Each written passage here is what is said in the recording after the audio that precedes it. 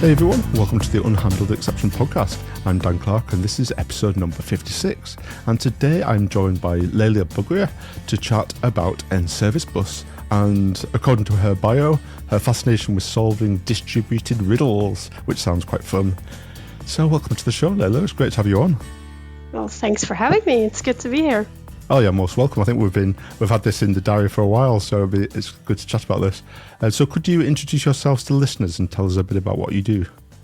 Well, I'm a software engineer and solution architect. I'm currently working for a particular software where we build NServiceBus and basically a whole platform that enables basically users to build distributed systems, specifically based on messaging technologies as well.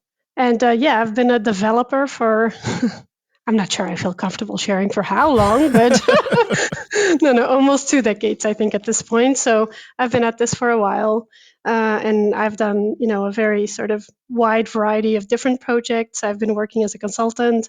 One of the largest projects I worked throughout my career was also at a bank where we basically replaced, mainframe that was still running by a sort of modern dotnet application.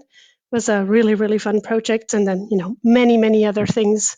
I started using messaging myself throughout the years. So I was a customer before I actually worked at particular, which is funny.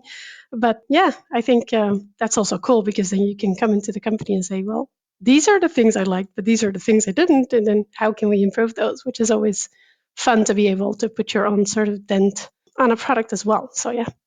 Yeah, definitely. And it's funny, no matter how long you've been a developer for, every day is different, isn't it? That's one thing I love about this job. Yep. And every day there's something to learn, whether it's technical or non-technical, really. And some problem to investigate. So why isn't this working? Yep, absolutely. Cool. Okay, so before we dig into NServiceBus, I just have a few little mentions before we dig in. The first one is that my Docker course is now available, and it's on Nick Japsis's Dome training platform, and listeners can use the code DANDocker to get 15% off. So Docker is a really amazing technology and has many use cases. And in the course, I go through the basics, what are images containers, we build our own images, and we also dig into more advanced bits like security networking and how containers work, and much, much more. So if you're interested, I'll link to the course in the show notes. And the second mention is that I've now started the Patreon. Supporters of the show can now get episodes a couple of days earlier and they'll be ad-free. And I'll also be releasing a monthly news item episode. That'll be for Patreon supporters only. So if you'd like to support the show, then check out the Patreon link on the podcast website. And lastly, a reminder that this podcast has its own Discord community. If you head over to the website unhandledexceptionpodcast.com, you'll see a shiny Discord link there. Okay, so now that's over and done with, NServiceBus. I guess we should actually start with, what is NServiceBus? That's a good question because I don't think it's always like super clear from the beginning. I get questions. All of us at the company, but I also get questions a lot when I'm at conferences where people say, "So is it the same as Azure Service Bus, for example?" And it's not. It's basically a sort of middleware layer that sits on top. So you still sort of select your own queuing system, if you will, whatever queuing system that you prefer to use. And what we sort of try to achieve with the framework and the platform around it is to just make it seamless to use it and take away a lot of the sort of technical complexity around having to deal with messaging in a system so that you can sort of just focus on your business needs and speed up your development cycle, basically. So would it be fair to say, just for listeners' context, because we have had episodes, like episode 31 was about mass transit, episode 51 was with Brighter, with the Innkeeper, and as far as I'm aware, they're very similar technologies. So for context, would you say it fits in the same space? Yes, I would definitely say that they're definitely very, very similar. We solve a lot of the same problems, if you will, and offer many of the same features, but there are still sort of major differences. If I have to sort of, on the top of my mind, think of a few things that stand out, then I would definitely say that, for example, the platform tools that we offer that make it a lot easier to sort of deal with failure scenarios. For example, you have a buildup of messages in your error queue because there was a bug or, there was some part of your infrastructure that was down for a prolonged amount of time, causing these sort of failures to happen, then okay, how do you then retry them? And can you easily group them and can you filter them? Or thinking about it differently and saying, okay, I have this error here, but how did I get here? We've had tools for years now that basically sort of allow you to sort of visualize the message flow and try to understand which sort of message chain was sent that led to this message being sent here and why is that then failing. So those are things that we're now also solving with other things like the observability. But yeah, that's definitely something that we've already been investing in years because we sort of saw the pain points around that. But then another big one is also that we offer 24/7 support, right? We have always a few people that are available to sort of help customers if they're running into any issue that may be happening in their production environment, whether it's a Friday evening or a Sunday morning. There's always someone around to make sure that nobody gets stuck. And there are also like a bunch of other features that are also sort of useful, but then we're comparing a little bit, maybe too much in detail. But so overall, that would be sort of the things that I would call out. Yeah, that's really cool. So I guess from what you just said then, it sounds like there's much more to it than just the NServiceBus library itself. Because you mentioned about visualization and being able to see stuff. So do you have like dashboards and stuff as part of this as well?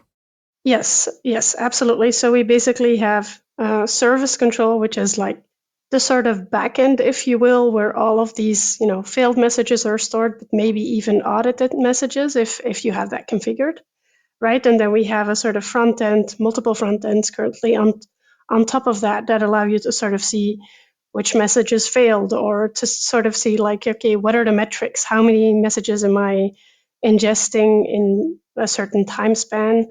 But we try to sort of also focus on things like how long does it take for a message of a specific type to get processed and things like that, so that you get more insight into those types of things. So yes, there are two different sort of front ends that tie into that back end and visualize that information for you. That's really cool. And I know, like, whilst we're talking about this kind of observability topic, and I know I did say to you beforehand, be careful about mentioning OpenTelemetry because that'll turn into a full episode. But yes, let's do it. Let's do it. So I believe that is that a fairly new feature that NServiceBus now supports OpenTelemetry? OpenTelemetry, yes. Observability, no. So we've been doing that for a while with the tools that we have, right? But with our platform tools, is you can visualize the message flow. And where I start to sort of compare that to OpenTelemetry, I think OpenTelemetry just goes a lot wider, right? Because it includes whatever REST APIs you have or whatever, database calls you're doing, or maybe even something that you're pulling from the cache or not. It gives you a lot more detail, a lot more insight. Where what our tools do is they focus on the messages, right? Because that's also sort of what we collect information about that is then being sent to that backend, which is still sort of private to the customer. So we don't have any of that data. But yeah, that's sort of limited to just the messages. Whereas if we're talking about OpenTelemetry and observability as a sort of larger concern, it goes, across whatever type of subsystem that is basically part of your larger system. So if we look at like one of the pillars of OpenTelemetry, like the traces, which is basically like almost the call stack of services, yes, where outside messaging, you might see that as things calling each other, like one service doing a REST call to another service, that kind of thing. For messaging, do you still get that kind of trace, but across this message gets consumed by this message, then that fires another, say you're doing kind of a saga kind of pattern? Yes. Would you see that as a trace? So based on the OpenTelemetry output is what you're asking, right? Yes. Yes, you would see exactly that. Now it's a little bit tricky in the sense that, so all of these calls are asynchronous. They could also be disconnected in time. So some of the things are, for example, solved by trace links. So that it could be that a new trace is started, but they're still connected. But we try to sort of look at, for example, like you said, a saga, right? Something that happens very, very close to each other, for example, to sort of still visualize that the same way, because we also realize that that's how users will be trying to troubleshoot. And I feel that following the sort of trace links is still a little bit, I would hope for that to get a little bit more user friendly, let's put it like that. in these observability tools in the future. But of course, that's still also growing, and it's still pretty new, right? Yeah. I'm just trying to visualize this because I'm thinking out loud. But as in, if you've got if a publisher fires a message and then the consumer's down and it's down for 5 hours, and then the bug's fixed and it comes back up again and it picks up that message. So that's 5 hours later. Would that be a 5 hour long trace and you can actually see the timings in the trace graph? Well, that's the thing, is that it depends on how it's implemented. And we actually also have a few issues open that I think I even opened looking into this. But if it's so disconnected in time, it almost has to be a trace link, because you also don't really know what type of retention that people have set up for their traces, right? And if you think also about, for example, sampling scenarios, and you're doing tail sampling, that almost means that you're going to keep collecting that information for as long as that trace hasn't completed, which could then be 5 hours, like you said, and that's going to cause a lot of overhead. And usually that would be an anti-pattern, right? So at some point, there's going to be sort of a timing threshold that you're going to say, no, if I don't get all the data within this time span, then we're just going to drop the entire trace, or just call it quits and say, store what we have and just call it quits. But then 5 hours later, as you're, the consumer is back up and you're consuming that message, that then appears disconnected. Those are the tricky parts, and that's why we try to rely on links instead. But yeah, like I said, I would hope that gets a little bit more user-friendly, because it would be easiest to say, it's always trace links, because then, we don't have to care. But then when you compare that to just something that is directly connected, it's so much more user-friendly to look at and to investigate and try to understand what's going on. But I can refer you to a blog post where we also sort of show how this works within the NServiceBus framework. Well, we can definitely include that in the show notes. So as you become more mature using OpenTelemetry, and OpenTelemetry can obviously put metrics anywhere because it's a standard, so you can use Grafana or whatever dashboarding thing. Are you seeing, for NServiceBus users, are you seeing the go-to dashboard as being anything, or still your platform dashboard? Would that still be the better place to go? Currently, it's still the better place to go, because we've sort of already defined the metrics that make sense. We've thought about this, very long and deeply, and based on a lot of feedback from customers, and that has led to the sort of metrics that we collect. Now, one of the things that you could also do is collect those metrics and send them anywhere you want. So we already have samples set up if you want to sort of send that information to Grafana. And we're also looking into incorporating that into making it OpenTelemetry compliant, if you will, on the metrics side as well. But as of now, we mostly just support the tracing part. And you can also sort of connect your logs as well. Very cool, yeah. I told you if we got me talking about OpenTelemetry, it would carry on. So changing topic slightly. So this kind of technology, one of the things I really like about it is, an example for some of my current projects, I'm using things like RabbitMQ locally, but in production, I'll be using the Azure Service Bus, and having this kind of abstraction over it where most of the code doesn't change. It's just maybe a bit of bootstrap code changes. It's just really, really nice. And I know looking at your website, it seems to support quite a few. Just looking at it, it's like RabbitMQ, Azure Service Bus, Azure Storage Queues, Amazon SQS, SQL Server, MSMQ. So it sounds like you support quite a few different other common message brokers. Yes, there's plenty. And, if you find something that you're using and it's not in there, then let us know, because we're always sort of, interested to see what's being used out there. But we find that really important, right? Our goal is to make it easier to build message-based systems independent of which message queue that you're using. And we also try to look at, which features make you more sort of successful at building these types of systems.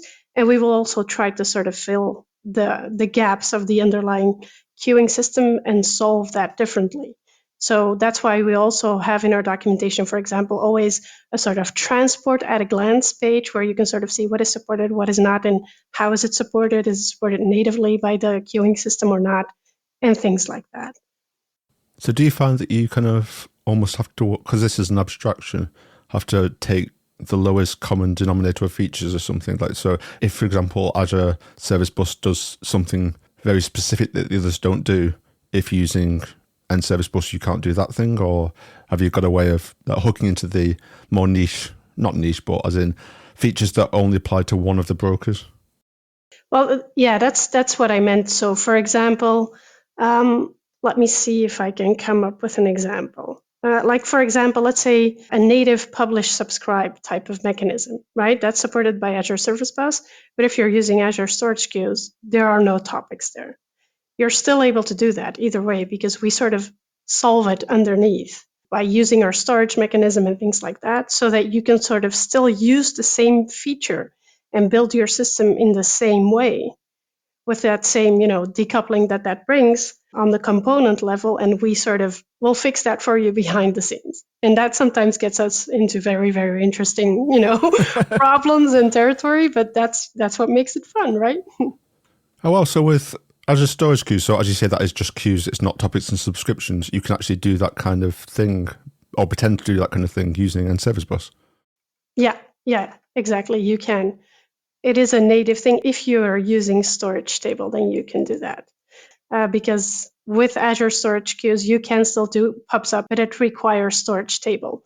The thing is that what we basically do is that we will store certain things in Azure Table Storage. And that's what they mean with it's native, in the sense of you're still just using Azure, these services, but we're using both the table storage and we're using the storage queues to make sure that you can implement or use this publish subscribe mechanism. Oh, I see. There's like so much detail under the hood. It's quite complex. But there are sort of things that we try to see, like what are the sort of most important features that make a difference to our users, and we will just sort of find a way around it to try and make that work. Yeah, because I guess even like thinking about Azure Storage Queues, if you're doing it yourself, there's kind of like a concept of polling rather than the message being pushed to you. Which is what's happening behind the scenes. I can give you another example. For example, we have a feature that we call delayed delivery, which is basically sending a message that is to be delivered in the future, right? But then in RabbitMQ, there's no such concept. So we ended up building that in a very, very interesting way, where we basically make use, if I'm not mistaken, their sort of dead lettering mechanism to sort of implement that, because then we have multiple queues that are basically sending it down and saying, okay, I'm delaying it by so much, and then it's going to go from that queue to that queue after so much time, and it switches from queue, and we sort of will calculate how long is the delay, how many queues does that need to traverse, knowing how long it takes it to sort of jump from one queue to the other. It's quite complex. It's sort of hard to sort of explain that in words without sort of visualizing it. But yeah, it's a sort of interesting solution because we know that this feature is so widely used.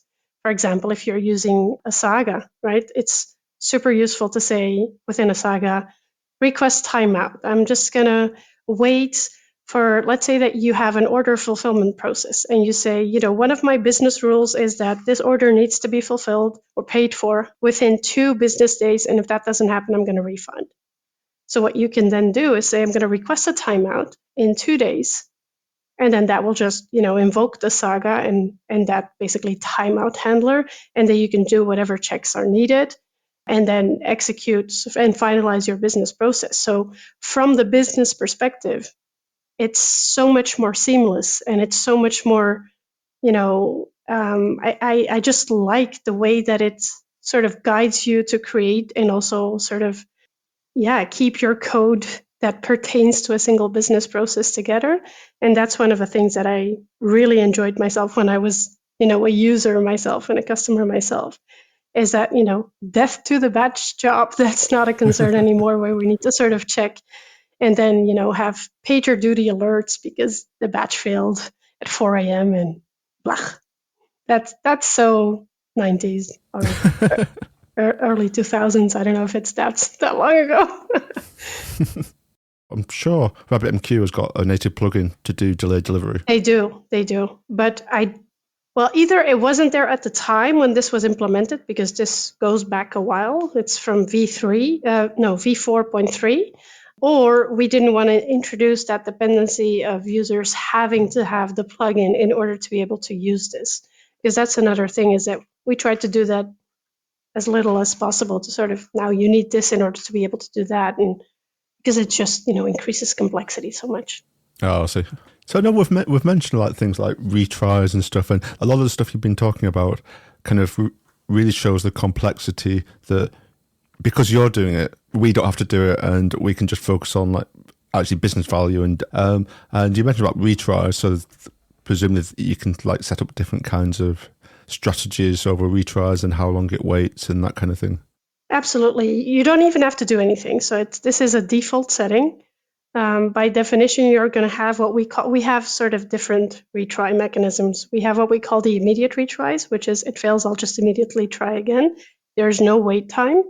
And then we have what we call delayed retries, which is basically introduces a back off mechanism, right? So what we're going to do then is to is to say, okay, this failed, and well, I don't know, we're going to just wait because we've maybe we're hitting the sort of ceiling of this specific resource, so we'll wait for a while and then we'll try again. And at that point, we're basically behind the scenes reusing the feature of those delayed messages to say we're going to delay this message with, I don't know, 5 seconds, 10 seconds, 15 seconds. And then we'll keep doing that for a few times. And at some point, we'll say, we've tried as much as we can to self-heal this for you, but now we really need someone to look at it, which is when we move it to the error queue, and then you can use the platform tools to sort of understand what's happening. Very, very cool. So we've actually mentioned this. We've both mentioned the term saga quite a few times, but I realise we haven't actually, just in case the listeners don't know what a saga is. Can we talk a bit about that?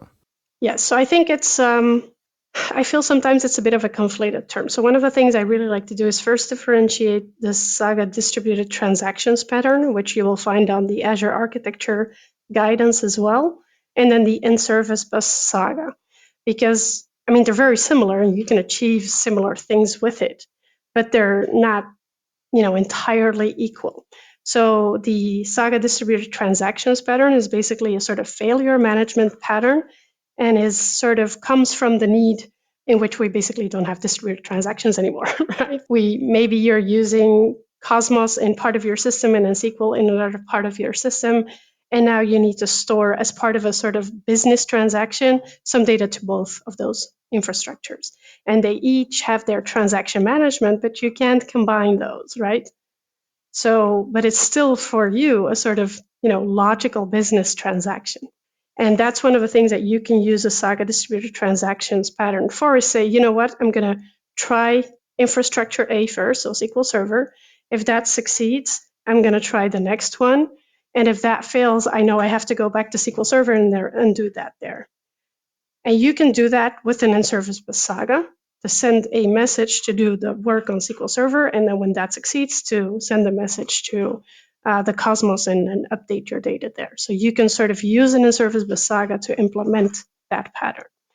But NServiceBus Sagas are also a little bit bigger, because you can sort of think of them as an implementation of the orchestration pattern as well, which is basically a sort of pattern that we can use to coordinate a larger business transaction, a sort of more complex business flow with, choreography as a sort of opposing pattern, if you will.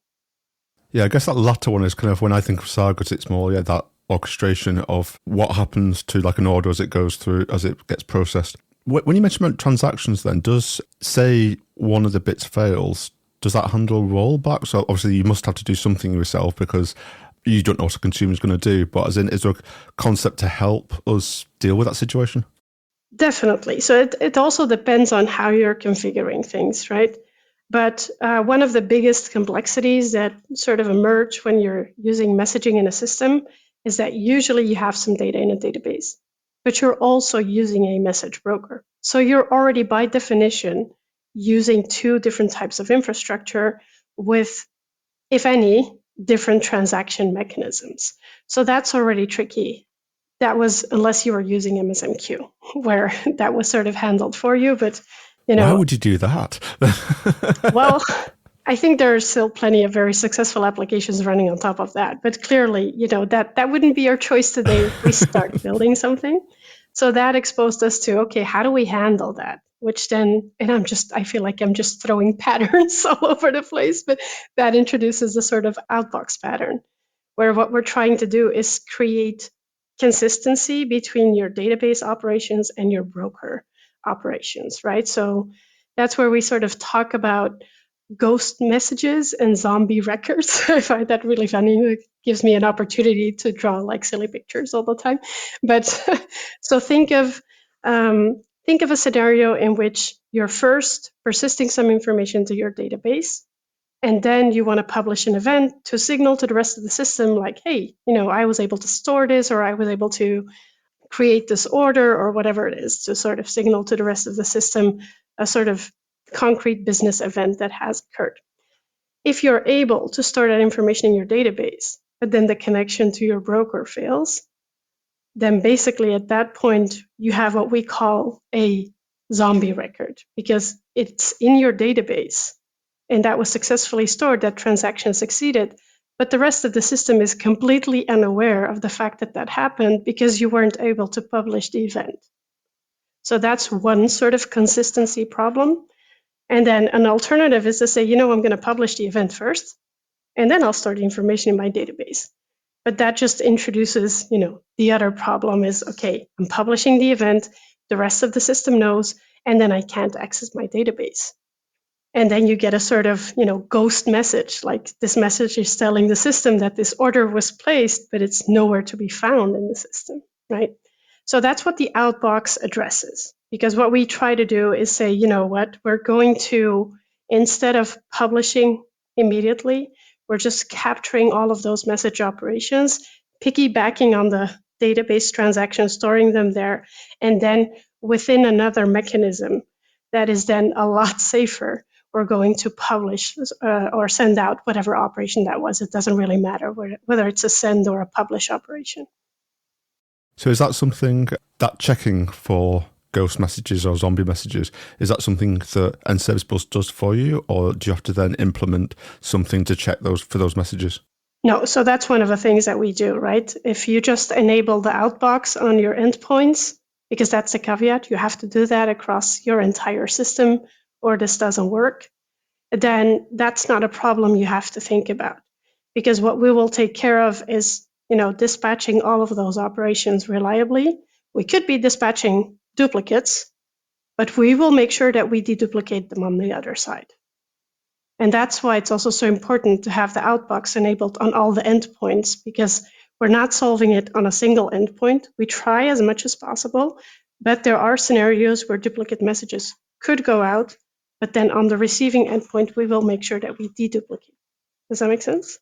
Yeah, so if you're not using this in the Saga pattern, and say I'm using SQL Server as my primary database, and I'm just using some RabbitMQ, whatever, and NServiceBus, then in that scenario, NServiceBus doesn't know anything about my SQL Server if I'm just using it normally. If I'm using Sagas, does that mean that I've got to tell, like, is there integration between NServiceBus and my SQL Server at that point? Well, you could still sort of have them working together, because if you're using a Saga, you could be storing some information in your Saga data, which is then still handled by NServiceBus. But if you don't enable the outbox, it basically means that you could be having or receiving duplicate messages, which means that you need to have idempotent handlers. I guess what I mean is, like, so for example, if I've got a consumer and that has to do something like creating an order, I might be using Entity Framework to talk to my database, and that bit has got nothing to do with NServiceBus. But if I'm using Outbox pattern, do I have to change it and not use Entity Framework, or does Entity Framework connect to... I don't know whether I'm explaining very well what I'm trying to ask, but... Yeah, well, okay, so that first statement isn't entirely true, because when you sort of set up an NServiceBus endpoint, you're going to say, I'm working with this message broker, but usually you're also going to set up a persistence. And that's going to solve those problems for you, even if you're not using the outbox. So that means that if you're storing a Saga, right, and you have your endpoints set up to use, Entity Framework, whatever it is, And you could have completely different tables and all of that. It's separated from your business data, but it means that we can still use the same transaction to store that information, right? And that's still sort of separate from the consistency problem between message broker and database operations. I see. So there'd be the message broker for the messages, there'd be my business database, and a persistent data store, which could be the business database? It could be the business database. And it often is in what we see our customers set up. Sometimes, they'll have them maybe in a different schema or whatever, but usually it's in the same database because we can then give you those transactional guarantees, and it excludes. So, it takes care of so many other headaches that you otherwise are exposed to. So within that database, would that be different? You said different schema, so would that be different tables or something just in the same database? Or would it be looking at like the entity framework entities, the DTOs? No, so we don't touch your entities. Even if you look at, for example, the Saga data, that's a completely different entity for us. We sort of separate that.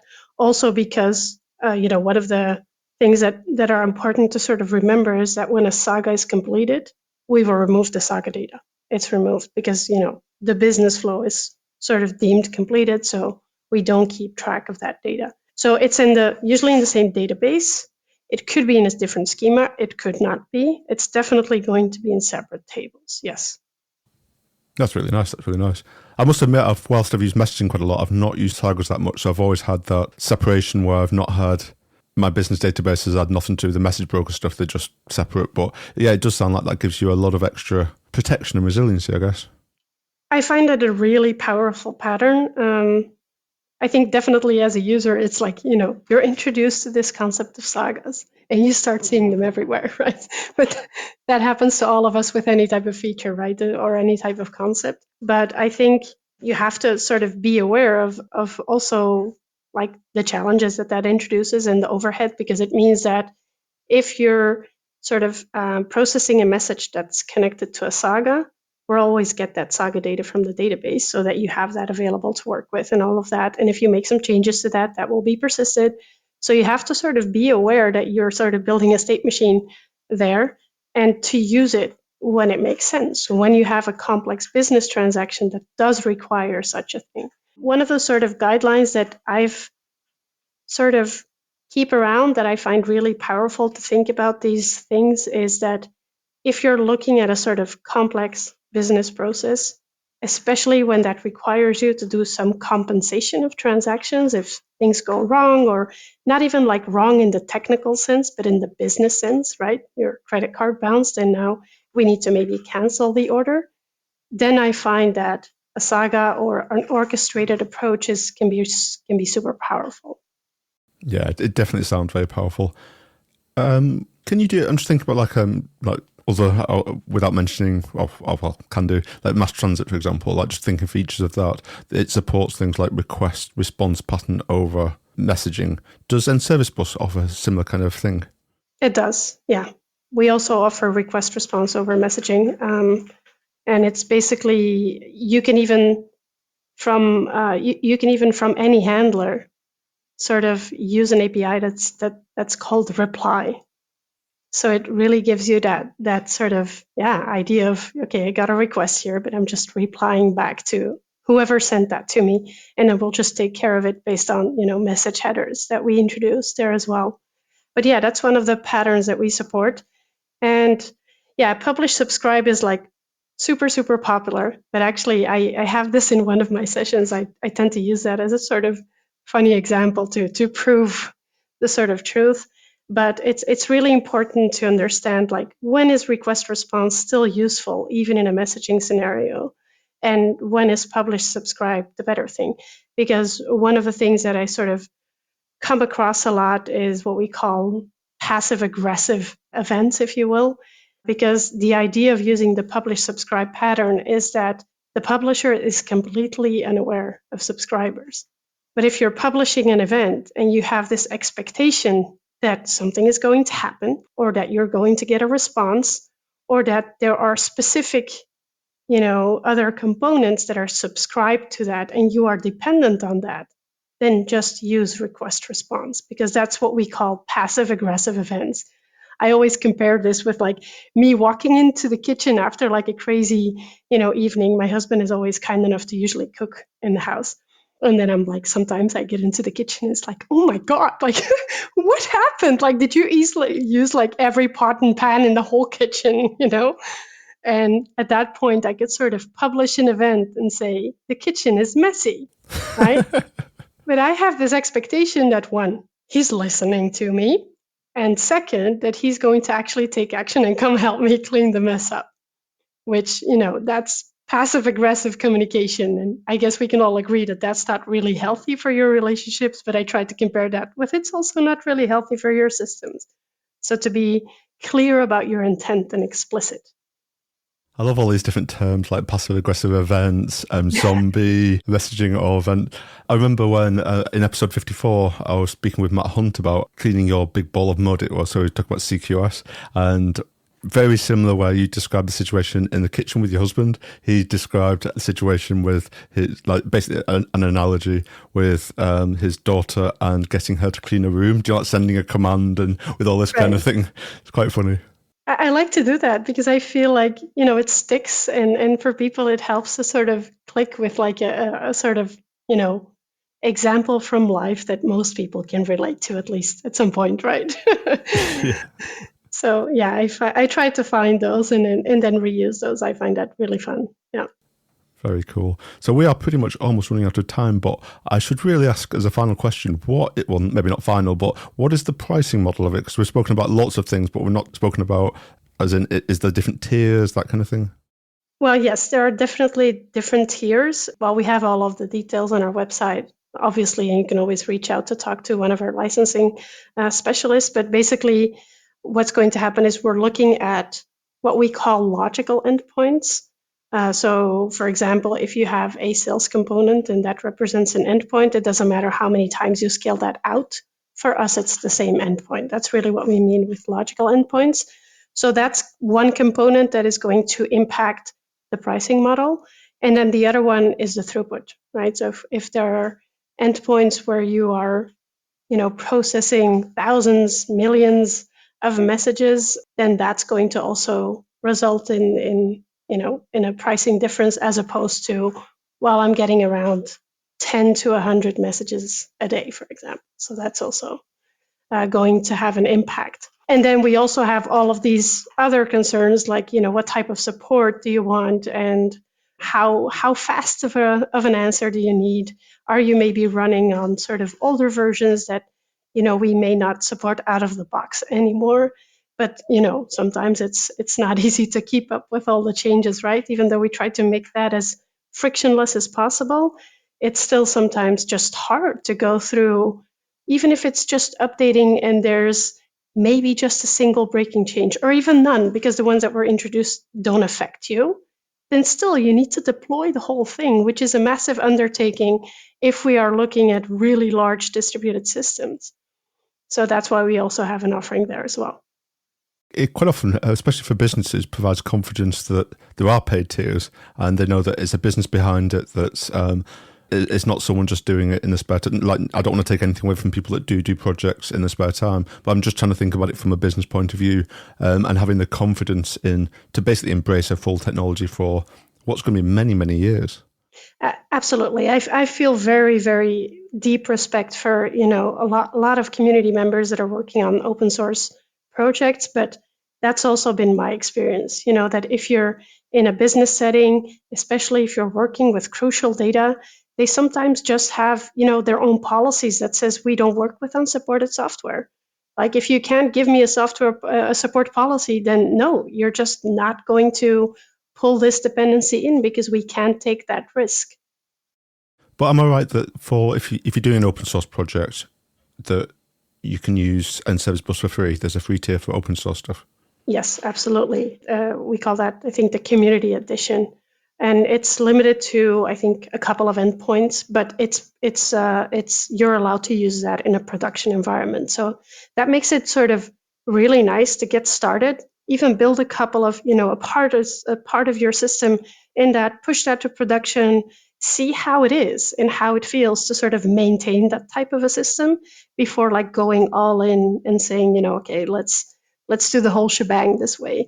Or even support like, smaller customers that, are in the sort of beginning trajectory of their project, and they're saying, we're going to start with these services and we still want to keep down our cost. And that also means that they can sort of get started. And as they see more value coming from their customers, supporting their business, and the system grows, then we'll ask for something in return for that value. If it makes sense. And am I right that NServiceBus itself is open source? It is, yes. It's all there on GitHub. You can look at all the code and all the crazy stuff we write. No, I'm kidding.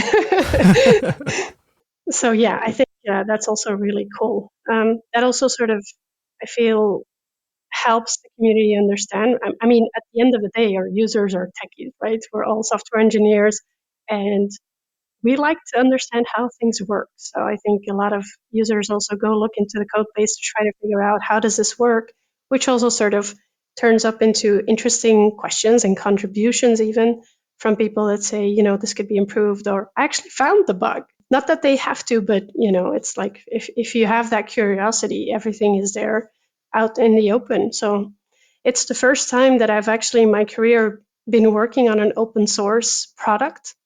And I found it a really, really nice experience to be able to work on something that is available for everyone to see, basically.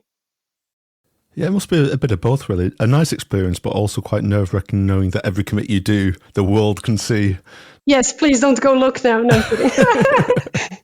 Yes, but, I feel that it can only make you improve yourself, because, yes, knowing that everyone is going to look at your code exposes you to that idea of, oh my God, it's going to be scrutinized. But on the other hand, that is going to make me even more, have more criticism towards my own work. See, how can this be improved? And if it's something that may be ugly, then I'm going to have good reasons for it. Yeah, definitely. It's kind of healthy pressure, isn't it? Yeah. It's good pressure. I like it. It's good pressure. So I forgot to check with you at the start, but did you have a dev tip? Yes. Oh, you did. So you did read the guest FAQ. Awesome stuff. Yeah, I normally check at the start, but I completely forgot. I did. Would you like to go first? Yes. So I have a post that I don't know. I feel like I've been referring to it quite regularly, and it's a blog post by Werner Vogels, the CTO of Amazon, and it's called "Monoliths Are Not Dinosaurs." And there's just this one thing in that post that really, really resonated with me. And I keep referring back to that. So that's going to be my dev tip to read. And he basically talks about scale, because I feel that one of the sort of things that I've definitely been guilty of, and I think many of us are, is that when we go into maybe a new project and we're asking our business experts, okay, so what type of scale are we going to be facing? And it's like, yeah, well, millions of users. Okay, yes, cool. So we have to cater to that. But we don't have to do that from the beginning, right? Because then we're just making things so much more complex than what it needs to be. So I find it really important to have that conversation and say, let's start with 100 users, and as we need more scale, then we will make sure that we make the appropriate changes to be able to cater for that scale so that we can reduce costs and we can reduce complexity. But be aware that as we grow, we will need to sort of increase the complexity, increase the work, and do that. And I really like to have that conversation in the beginning. So one of the things that he says in this post is basically, I'm going to quote him here, right? So my rule of thumb has been that with every order of magnitude of growth, you should revisit your architecture and determine whether it can still support the next order level of growth. And I found that so powerful. So it's like, yes. So that's my dev tip.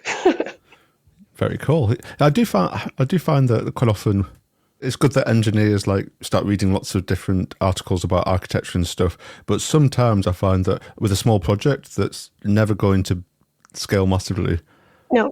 devs quite often try and put in too many patterns. And I found myself a number of times saying, we're not writing the next Twitter. We don't need to handle that kind of scale. And then I think it's like, yeah, sometimes keeping it simple is definitely the best. I built a whole session on this subject. Then so it's called "Mirror, Mirror on the Wall, Am I a Critical Thinker After All?"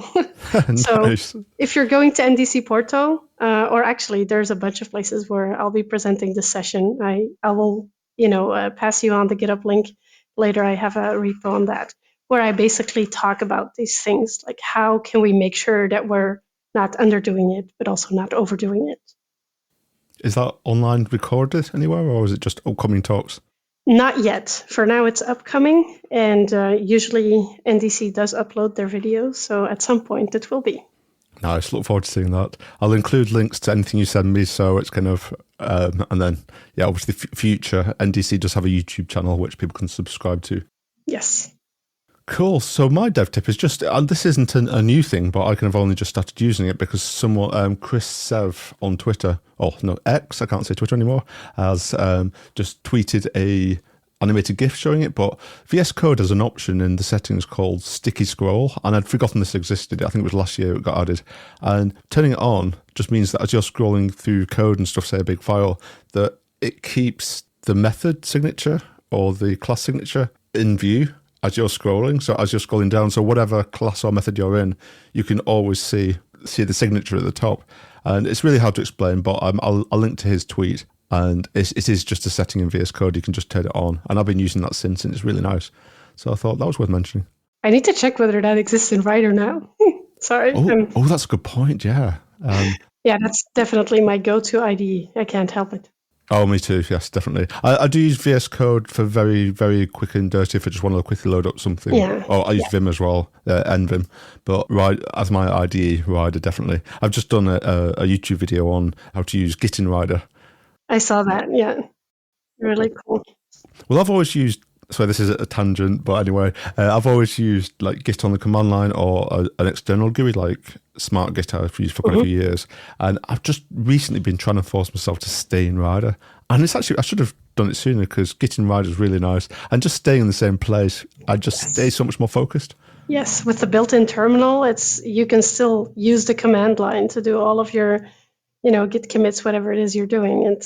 I also do that. It's a single tool and sort of everything I need is in there. So yeah, that's how they keep me in there.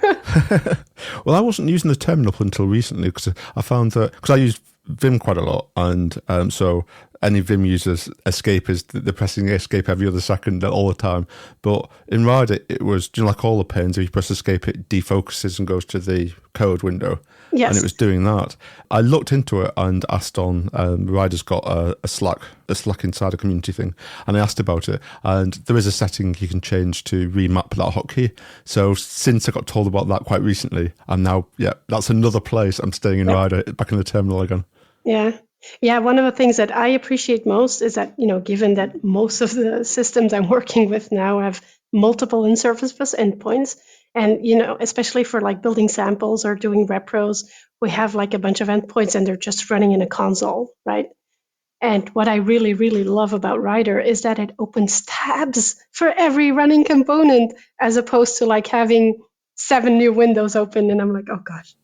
Yes, definitely. Like, for me, like given the work I'm currently doing, it's just been like, yes, I'm in one window and there's not a lot of noise. I know where to go. It's seamless. Yep. Even stuff like Docker stuff and Docker Compose stuff, where I used to use that. I used to use it quite a lot on the command line because I would just switch to Windows terminal. But now I'm starting trying to use like there's a services pane, and that does like Kubernetes and Docker stuff, and I can do my Docker Compose up in there. As you say, in the run pane, you can open up multiple services just running in the background, all in the same Rider instance. And it's all in one place. And now my Git stuff, and just never have to leave Rider. Yeah, exactly. I tried that actually recently with setting up an OpenTelemetry collector. And I was also using Docker Compose, and it's so easy. Yeah. That was so funny. I was just about to say before you said that at the start of the episode, I said, don't get me triggered on the word open telemetry because I'll carry on talking. But then... Sorry. When you mentioned Rider, that for me, that's even worse. If you get me talking about Rider, I'll be here all day. And then as I was thinking that, you said open telemetry as well. So it just, what perfect timing. So your head is like, ding, ding, ding, ding, ding. No, I just love all these tools. It's like... we were saying about just every day being different as a software developer and it just being such a great industry to be in. Yes. It so is. Yeah, it definitely is. It's also sometimes overwhelming because there's so much to learn. But one of the things that I've come to realize over the year is that I just enjoy to learn. Like it's one of the things that I find just most fun and most rewarding is the ability to sort of, I don't know nothing about this. And then a few months in and you're like, okay, I'm pretty good at this. I find that super rewarding. I don't even see it as learning. I see it as playing. You just play, and you're just learning as a side effect because it's just lots of toys and tools to play with. Very, very cool. Cool. Well, we should really wrap up. But before we do, where's the best place for listeners to reach out to you if they have any questions? Well, I'm on Twitter, X. I can't call it X. It's just why? It's just yeah. And we also still say tweet, right? So it's like I don't know how this is ever going to really change. But anyway, also Mastodon. But if the easiest way to reach me is still LinkedIn, definitely. It's the sort of main social media platform. But I'm also on GitHub. Definitely, many places. I'll share them with you at the end, so you can put that in the info as well. But yeah, LinkedIn is the way to go. Or the podcast Discord? Or the podcast Discord, absolutely. Yeah, I try to get as many listeners on and to really grow that community. So it's a good community outside the episodes and stuff, and where we can just chat about different technologies and stuff. Cool. So yeah, well, with that, a massive thank you for joining me on the show. It's been such fun geeking out on distributed stuff. Thanks for inviting me. It's been a pleasure to be here. You're most welcome. And thank you everyone for listening. And a quick reminder that this podcast is sponsored by Everstack, which is my own company providing software development and consultation services. For more information, visit everstack.com. And if you're enjoying the podcast, please do help me spread the word on social media. I normally use the hashtag unhandledexception, and I can be found on Twitter, X, and my handle is @. The listeners can't see your expression now. Sorry, that was funny. Oh, now I can't talk. I'm glad I'm reading this because otherwise I'd have completely lost my track of where I'm up to. And I'm Draken on Twitter and my DMs are open and my blog danclark.com has links to all my social stuff too. I'm going to mute myself. And all the links we've mentioned today will be included in the show notes, which can be found on Unhandled Exception podcast. I can't talk now. I give up. Thank you everyone for listening. Sorry. I can't even remember what I said then. It was funny. Because I don't know, you said Twitter as X. Oh dear. Now every time I have to correct myself saying X, I'll remember this and start laughing again. Start laughing, yeah.